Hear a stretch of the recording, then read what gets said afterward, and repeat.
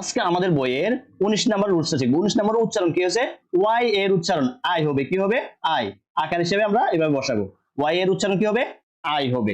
যেমন দেখো, আমি একটু রুলস লিখি। দেখো, একটি সিলেবল এর ক্ষেত্রে কি হবে? ওয়াই এর উচ্চারণ, শব্দের শেষে যদি ওয়াই থাকে, ওয়াই এর উচ্চারণ কি হবে? আই হবে। কি হবে? আই হবে।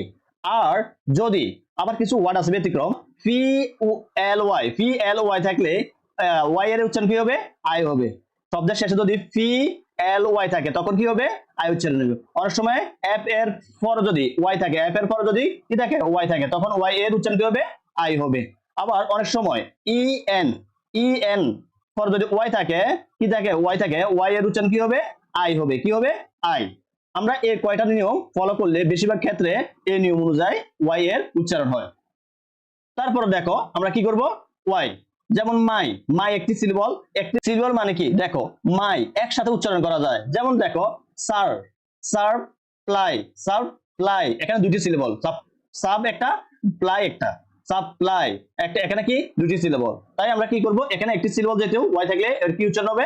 মাই অর্থ কি? আমার। তারপর এটা হচ্ছে বাই অর্থ কি? ধারা। প্লাই অর্থ কি? উড়া। তারপর এটা হচ্ছে ট্রাই অর্থ কি? চেষ্টা করা। ক্রাই অর্থ কি? কাদা।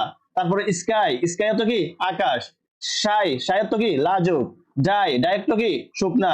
এটা হচ্ছে রিপ্লাই অর্থ কি? উত্তর দেওয়া। তারপর হচ্ছে ডিনাই অর্থ কি? অস্বীকার করা। সাপ্লাই অর্থ কি? সরবরাহ। অ্যাপ্লাই অর্থ কি? আবেদন। আইডেন্টিফাই অর্থ কি? শনাক্ত করা। এই হলো আজকের ভিডিওটা। তোমাদের যদি ভিডিও ভালো লাগে থাকে অবশ্যই চ্যানেল সাবস্ক্রাইব করবা, আর ফেসবুক পেজ থেকে দেখলে অবশ্যই পেজটাকে ফলো দিয়ে রাখবা। আমরা পরবর্তীতে 20 নম্বর রুলস নিয়ে আলোচনা করব।